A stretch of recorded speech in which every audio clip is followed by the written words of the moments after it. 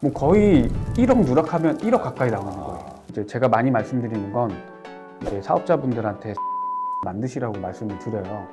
왜냐하면 세금이라는 게 그러면 이게 일반적인 기준은 그렇다, 그냥 지금 말씀해 주신 대로 생각을 하면 될 것 같고, 네네. 만약에 그럼 어쩔 수 없이 나왔다, 이미 벌어진 일이에요. 네. 그랬을 때는 이제 이거 어떻게 대응해야 되는지.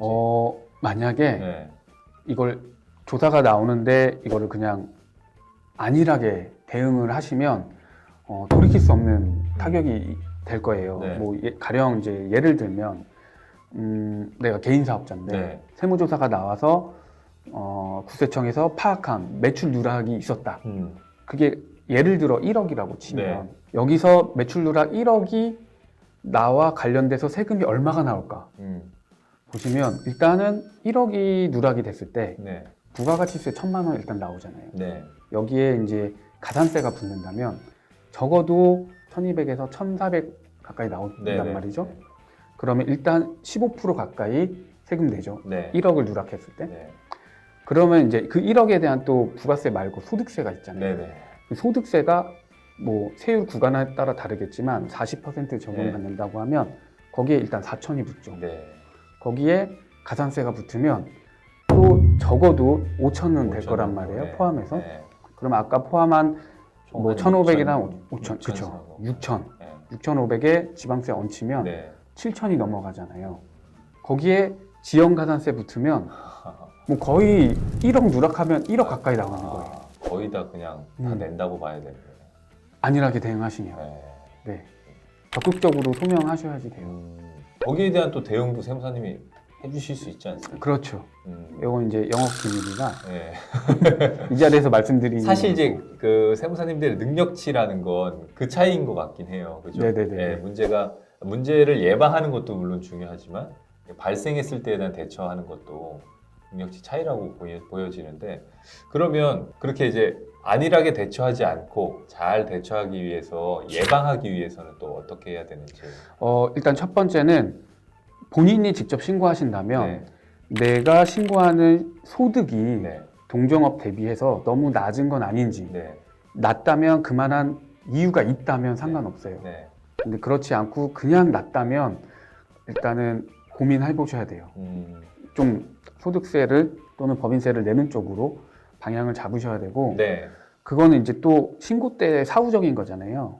그렇다면 이제 제가 많이 말씀드리는 건 이제 사업자분들한테 세금 통장을 만드시라고 말씀을 드려요. 왜냐하면 세금이라는 게 결국엔 1년에 한 번 총 결산해서 내다 보니까 목돈이 나가잖아요. 세금 통장. 미리미리 조금 어느 정도 좀 세금을 내기 위한 통장에 돈을 조금 만들어 놓으신다면, 네. 적립을 해 놓으신다면 네네네. 신고 때 뭐 그 정도는. 그러게요. 사실 그 생각은 많이 안 하시는데, 그죠? 세금 통장을 만든다. 그냥 뭐 그때에 대해서 뭐 자금이 좀 유동성을 갖추겠지라는 생각을 하지. 그쵸. 네. 근데 신고는 22년도에 내가 돈 잘 벌었어요.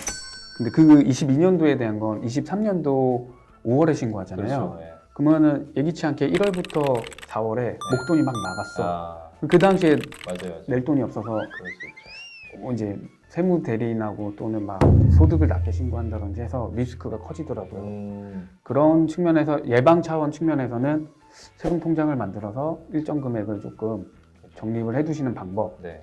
두 번째는 소득세를 또는 법인세를 신고할 때 나의 소득률이 동종업종 대비 너무 낮은 건 아닌지, 네. 낮다면 그만한 이유가 있다면 뭐 괜찮은 거고. 네. 그 다음 세 번째로는 이제 세무 대리인에 대한 조력을 얻는 방법. 이 정도가 이제 예방인 것 같고요. 네. 그 다음 이제 조사가 나왔다면 네. 그때는 적극적으로 네. 소명할 의지를 가지고 계셔야 돼요. 네. 네. 그래서 이제 세무 대리인하고 네. 협조해서 네. 국세청을 대응을 해야지. 그렇지 않으면 일단은 국세청이라는 건 이제 공공기관으로서 네. 조직으로 움직이고, 그 다음에 정보를 엄청 많이 가지고 있단 말이에요. 납세자 입장에서는 그런 국세청과도 싸우지만 외부 고발자, 내부 고발자도 있을 수 있단 말이에요. 그래서 여러모로 불리할 수밖에 없기 때문에 일단 터지지 않게 만들어야 되고, 네. 터졌다면 꼭 세무 대리인을 네. 이용하시는 게 네, 네. 경제적인 큰 타격을 조금이라도 줄일 수 있는 방법인 것 같아요. 세무 대리인하고의 합도 되게 중요한 것 같아요. 정말 네, 중요해요. 굉장히 중요한 부분이고 그리고 이제 적극적으로 소명하기 위한 어떤 제스처를 취해야 된다라고 했는데 그것도 이제 어떤 자료들이라든지 이런 것도 굉장히 성실하게 잘 준비하셔야 될 것 같고 뭐 조금 더 빠지신 내용이 있으신가요? 아니요, 이제 말씀드릴 거는 다 말씀드렸고 네, 꼭 성실하게 네.